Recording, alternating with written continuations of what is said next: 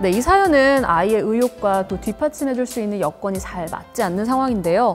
우선은 잘하고 싶은 욕구가 강한 게 무력한 것보다는 낫지 않을까 싶거든요. 센터장님께서는 어떻게 생각하세요? 에너지가 넘치는 의욕이 있는 친구가 훨씬 더 상담의 개입의 효과가 좋다라고 볼 수 있습니다. 근데 두 가지만 놓고 봤을 때는 그렇긴 한데요. 이 사연의 친구의 경우에는 이걸 정말 의욕으로 봐야 하는지에 대해서는 좀 더 고민이 필요할 것 같습니다. 그래서 아이가 단순히 이기고 싶어 하고 그리고 그것 때문에 더 큰 사회적인 문제를 일으킨다고 한다 그러면은 이거는 오히려 의욕이 아니라 본인이 지는 거에 대한 무력감을 반항적인 행동으로 나타내는 것일 수 있기 때문에 요거를 단순히 의욕으로 보기에는 조금은 어려울 것 같아서 깊은 상담은 필요해 보입니다. 그러면 서희 상담사님께서 이 사연 들었을 때 어떻게 이런 아이에게 줄 수 있는 좋은 솔루션이 있을까요? 이걸 보면 사실 이런 부분을 저희는 승부욕이라고 부르거든요. 근데 승부욕이라는 건 뭐든지 과하면 다른 또래 아이들과의 관계에서 어려움을 겪을 수밖에 없는 부분이기는 해요. 근데 이 친구 같은 경우에는 자기가 아마 이겨본 적이 많지 않을 거예요. 자기가 원하는 만큼 이겨봤다면 좋았겠지만 자신이 원하는 이상은 높은데 자신이 실제로 할 수 있는 거는 그거에 비해 부족했기 때문에 지고 싶지 않은 마음이 강해지고 그래서 이제 고집을 부리고 이기게 해달라고 어떻게 보면 어린아이처럼 이제 막 해줘 하는 형태로 이제 이야기를 하고 있는 거거든요. 어머님 입장에서는 초등학생이나 됐는데 아직도 이렇게 하면 어떡하지? 라고 생각하시기 너무 쉬워요. 그걸 이제 이겨냄으로써 성인이 되는 성숙의 과정을 겪는 거기 때문에 이 아이가 이 감정에 너무 휘둘리지 않을 수 있게 도와주시는 게 중요해요. 만약에 제가 이 아이하고 이제 상담을 진행한다고 하면 꼭 이기는 것만이 아니라 그 과정 안에서 즐겁게 놀 수 있는 형태의 놀이를 먼저 할 거예요. 예를 들면 협동이 필요한 놀이들 아니면은 이제 평가가 없는 창의적인 놀이들을 위주로 진행을 하게 될 것 같습니다.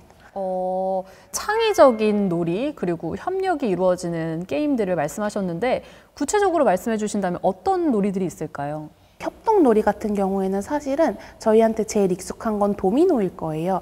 도미노라는 건 다른 사람들이 같이 쌓아 올리고 중간에 내가 무너뜨리고 싶다고 해서 무너뜨리게 되면 사실 공공의 적이 되기 되게 쉽지만 결국엔 다른 친구가 실수로 무너진 거에 대해서 용서도 해야 되고요. 그럴 수 있다고 친구를 받아도 줘야 되고 그래서 내 실수를 다른 사람한테 미안함을 느껴볼 수도 있고 다른 사람의 실수를 좀 관용적으로 포용해 줄 수도 있고 그런 형태의 협력 놀이로 도미노를 많이 사용하고요. 창의적인 놀이는 사실 어떤 특정 형태가 있다고 말을 할 수는 없어요.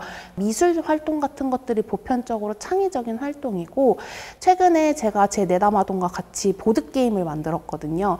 되게 간단한 보드게임이었는데 그걸 만들면서 아이는 굉장한 성취감을 느꼈어요. 내가 뭔가 게임을 완성했다는 거에도 굉장히 기뻐했고 이제 나중에 이 게임을 다른 친구들이 할 수 있게 로비에 배치해 놓고 싶다고도 이야기를 했었거든요. 자기가 이기지 못하기 때문에 막 화를 내는 친구들은 자신감도 부족할 거예요. 그러니까 다른 사람하고 비교할 게 아니라 나만의 무언가를 만들어냈다는 것만으로도 이 아이들이 자신감을 형성할 수 있기 때문에 그런 활동들을 좀 다뤄주시면 좋을 것 같습니다. 네, 맞습니다. 선생님께서도 이런 비슷한 사연의 상담을 받아보신 적이 있을 것 같아요. 학교에 계시니까 또 노하우가 많으실 것 같은데요.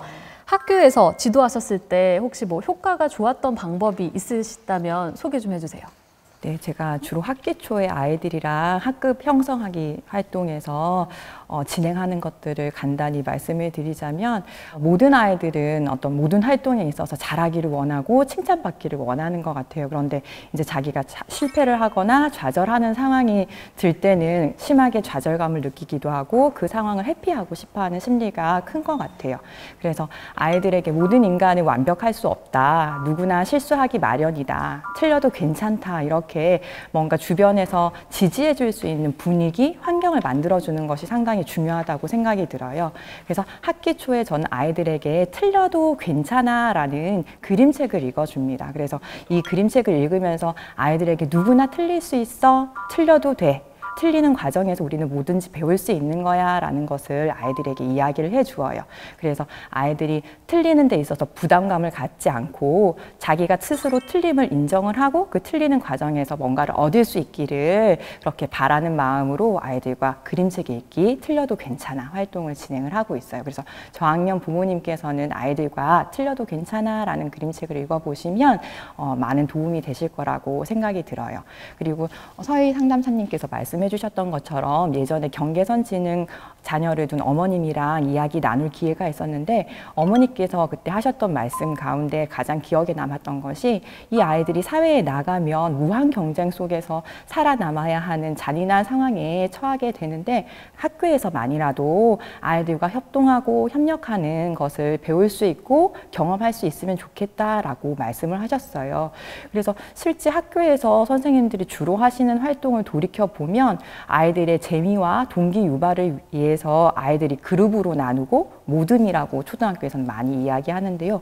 모듬으로 나누어서 아이들이 모듬 경쟁을 하게 하는 활동을 많이 하는 경우가 있어요. 그런데 느린 학습자가 속한 모듬, 이제 그룹 같은 경우에는 늘 불리한 상황에 처하게 되는 것이죠. 그래서 만약에 느린 학습자 친구가 있는 모듬이 졌을 경우에 그 친구에게 진 탓을 하게 되거나 그 친구가 주눅되는 상황이 발생을 하게 되는 거죠. 그래서 말씀하신 것처럼 경쟁을 조장하는 활동보다는 협력을 할 수 있는 활동들을 많이 하는 것이 느린 학습자 친구들이 학교에서 보다 성공의 경험을 많이 할 수 있도록 도와줄 수 있고 그리고 자존감을 높일 수 있는 활동이라고 생각이 들어서요. 그 어머니와 상담을 하고 난 이후에 학급에서 가능한 한 협력 놀이를 많이 하려고 그렇게 학급을 운영하고 있습니다.